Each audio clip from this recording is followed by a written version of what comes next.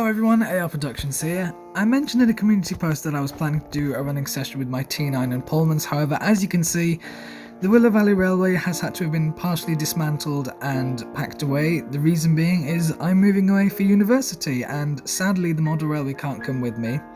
And at the same time it can't just be lying around at home taking up space, so sadly it's been moved to another room.